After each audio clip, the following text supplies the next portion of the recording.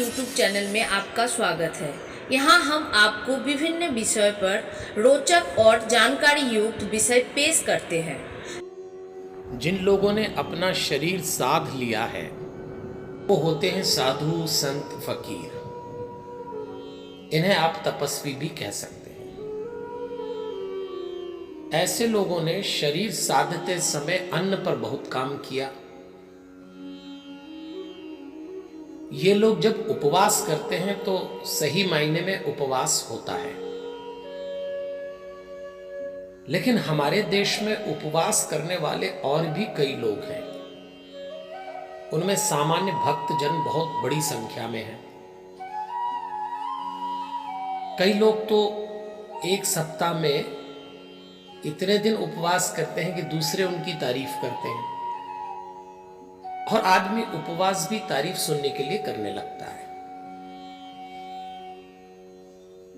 बहुत कम लोग जानते हैं कि उपवास का सही अर्थ क्या है। 3 बातें जब पूरी होती हैं तब उपवास होता है। पहला, पास में बैठना, उपवास। किसके पास में बैठना? परमात्मा के, परम शक्ति के। जिस दिन आप उपवास कर रहे होते हैं उस दिन आपकी तैयारी उसके पास में बैठने की है। और जब किसी बड़ी हस्ती के पास में बैठे तो अपने शरीर को इस योग्य बनाना पड़ता है। इसलिए कहा है उपवास में फलाहार लें, ताकि आपके शरीर से डकार, अन्य कोई दुर्गंध ना आए। लेकिन लोग आजकल उपवास में जो फलाहार लेते हैं वो इतना गरिष्ठ होता है कि इससे तो अच्छा भोजन ही कर लें। उपवास का दूसरा मतलब है फलाहार। अन्न से मन बनता है। फलाहार का मतलब फल ले जो आपको हल्का बनाए।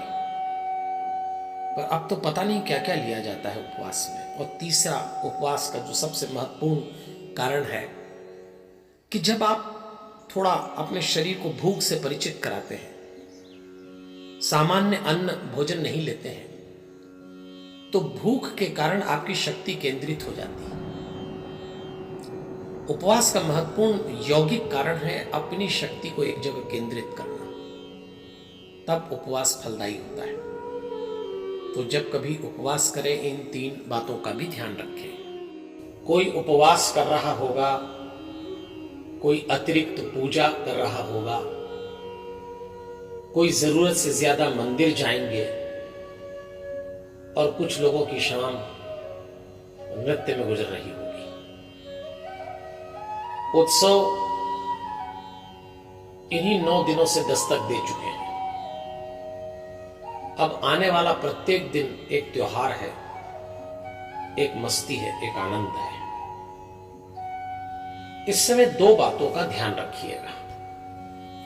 आपकी धार्मिक दिनचर्या में पहली बात तो यह हो कि संयम साधें, और दूसरी बात होना चाहिए नियंत्रण बनाए रखिएगा।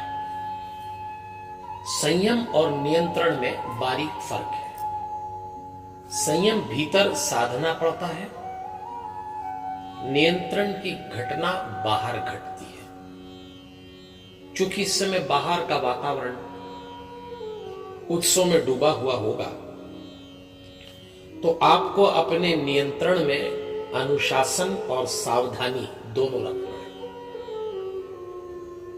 ये जो नृत्य होते हैं, ये जो धार्मिक कर्मकांड होते हैं, ये भी कभी कभी मनुष्य को उन्मुक्त बना देते हैं।